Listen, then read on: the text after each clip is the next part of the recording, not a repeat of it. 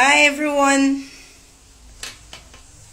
this is Ophelia, and I trust that everyone is doing great, having an awesome day. The topic for today is that I'm going to discuss walking alone, because it seems to be a problem for many of us walking alone.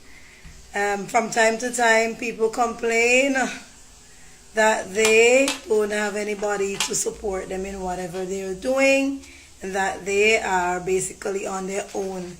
And oftentimes, walking alone is very difficult, especially when the choice is not yours.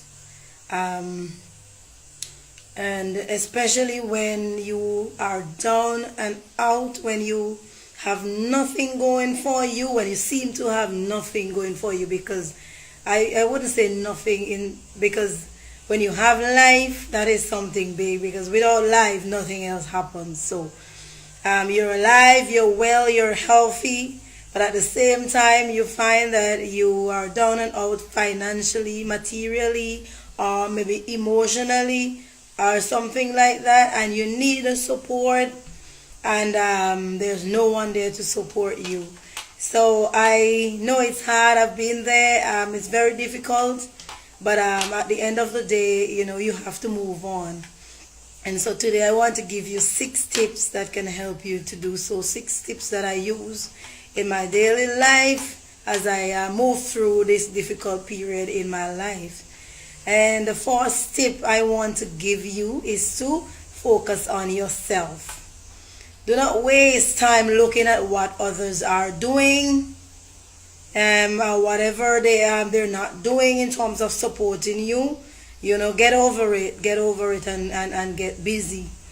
Look at yourself instead. Look at how you can move yourself from that period of difficulty. Look at your goals. Focus on the things you love to do. Reflect on what is happening in your life, and seek ways of improving it. Look at things that are beneficial to you. What can I do to improve my situation? What kind of skills do I have? Because it might be a financial situation where you lost your job, you haven't ever had you haven't had a job. You might have just come out of school, or you might have been in a job before, and for whatever reason you're unemployed. It might be that you're going through a relationship issue, where you and your partner is finished or going through difficult times, and you don't know who to turn to. So don't focus on who is not there for you. Just focus on ways that you can improve yourself. Do not look at what others are doing, because sometimes we get sidetracked when we are walking alone, and we keep looking at what others are doing or not doing. If they're not helping you, you tend to get sidetracked from the main issue, which is getting yourself out of that rut. So focus on yourself. The second thing to do is to walk by faith and trust the process. Faith. You have to have faith that whatever it is that you're going through, it's not going to last forever. This too shall pass. This too shall pass in the fullness of time. So one thing we are sure of is that nothing in this life lasts forever. So if you're going through a difficult period, focus on yourself, because as human beings, we it's our natural tendency to always want to control the outcome, control our situations. But we have to relinquish. We have to learn to release the urge to control, to give up that urge to control things. And we have to realize that we cannot control the outcome of things, no matter how we want them to come out in our favor. We cannot. Doesn't matter what we do, we cannot control the outcome of anything. So we have to have faith, walk by faith, and just trust the process. Trust that things are going to work out for you, and just try being positive and push on through whatever it is that you're going through. Don't give up on yourself at that point. What goal you want to achieve, start tackling it and trust the process. The third point is prayer. And I said third point, but it's not necessarily the third point, because for many of us, that's one of the first things that we do. But prayer is something that we should become a habit for those who believe in prayer. It's not just that you're going to be praying one time, you're praying all through this process. And not just praying as in praying and say, oh, I have this circumstance, but also giving thanks, expressing gratitude for life, because without life there is nothing else that we can do. So when you feel alone, you pray, you talk to God, tell him how you feel, tell him what is happening in your life. He knows, but talking about it is just getting it off your chest. And ask him to guide you, whatever it is that you do, put him first and ask him to guide you through the process. And just don't sit and wait and think that things are going to happen for you. You have to walk by faith. You have to do, because faith without works is nothing at all. So you have to get up and start being proactive, start tackling whatever mountain is before you. That's the third point, prayer. And the fourth point is believe in yourself, even if you are the only one who believe in what it is that you want to do.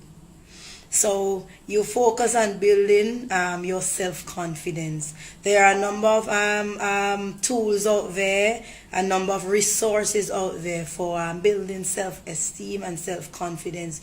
If you're not an avid reader, which I encourage you to read, because reading actually helps to broaden your horizon and to give you other perspectives on things. But if you're not into reading, then you have videos, so it's just you find things that are inspirational, that are focused on building your self-esteem, because when you're walking alone, you have to be strong, you have courage, you have to be confident that you're gonna make it. You have to be confident, and if you're not, you have to find ways to develop your self-confidence. So and also practice talking to yourself, praising yourself for the good points, acknowledge your strengths and weaknesses, and loving yourself despite it all. So fourth point, believe in yourself even if you are the only one who believe in you. And the fifth point, be brave despite your fears. Walking alone, it is very fearful. It needs a lot of courage to go through, because it's like there's nobody there who you can depend on to give you that shoulder to lean on. So you have to develop some bravery, some courage. You have to do that, because if you're not brave, you will quit. So you have to be brave despite your fears. Do not quit. Develop that bravery. Think about something that you overcome in the past, and think about what you did to overcome it, and find strength in those mountains that you've climbed before and gotten through. To help you develop your bravery and your self-confidence. And the sixth point, do not waste your energy being angry and unforgiving. I have found that anger and failure to forgive yourself and others can really hold you back. So I'm encouraging you, I'm challenging you, because I've been there. I know how it feels to be angry at something, and it's okay to be angry because we are human. But how long are you going to continue with the anger? How long are you going to continue with the unforgiveness? So find the courage to forgive yourself, because you might have made a mistake and you're beating up on yourself. So you have to find the courage to forgive, because if you don't do that, you're going to be wasting your energy, beating up on yourself. And it's very difficult. I've had people reach out to me who have been in this position where they are completely depressed. It's like they are absorbed with whatever would have happened to them, and blaming themselves, thinking of themselves as worthless, and others as blaming others. But sometimes, regardless of what people do to us, we have to let go. We have to learn to let go. Don't waste your time. Just keep, because 1 year might pass, but at some point you have to give up. And it's hard. I know. I've been there. I've been there where I've beat up on myself because I did something that I should not have done. For instance, one time I could remember I helped someone who was in a difficult situation, and at the end of the day, they turned on me, and for months I was like talking about it. I lost weight. I was angry. I was bitter about it. But after a while, I eventually decided, you know what, this is destructive. It's becoming toxic for me, and I have to let go. So where possible, let it take less time for you to get over these things that people take advantage of you, and they do you things that I have instances. One landlord, I left her place, and up to this point I have not received the balance of my my deposits, and up to this time, but I've let it go. Because of what? It does not make sense. Sometimes people will rob us, they will treat us bad, they will do us things that we know we would not do to them. But at the end of the day, you have to let it go, because material things, they are always there. When we die, we cannot take them with us. So all of these things that don't make them make you become angry and bitter for too long. Let it go. Talk about it for a while, and then start letting it go little by little. Focus on other things, positive things. Focus on yourself, and let go of what the wrongs people have done to you. If they have left you all alone, you're gonna feel it. But at some point, you have to start, picking up the pieces and start finding the courage to move on. One thing I want to tell you though, you'll find that when you're walking alone and you fight and start working and building yourself, that amazing people are going to support you. And sometimes they're not your own, they are strangers, but they will support you. Because one of the things I think a lot positive people love to see is when other people are making an effort. And when you make an effort, it inspires others to support you. So don't sit down and wallow in self-pity and complain. A lot of people don't like to be around people who complain all the time. And, sometimes you have to suck it up, and even if you want to cry about it in the dark, and pray and meditate and cry about it, do that, suck it up and move on. You will find people to support you. I've had amazing people at different points in my life. If you're listening to this video, some of you will recognize yourself here, who have supported me at times when I feel like there was no way out. I would not call names because the list is numerous, and if I start calling names, other people whose names I do not call will get jealous. But you know who you are. I have not forgotten you. Thank you very much for supporting me at the point when I needed help. So now I'm encouraged, those of you who are feeling alone, who are walking alone, who are feeling desperate, who are in pain and don't have that support, to start focusing on getting out of that rut. You will find amazing people, and they will find you. They will find you. It's amazing how people find you when you start. Just make that start.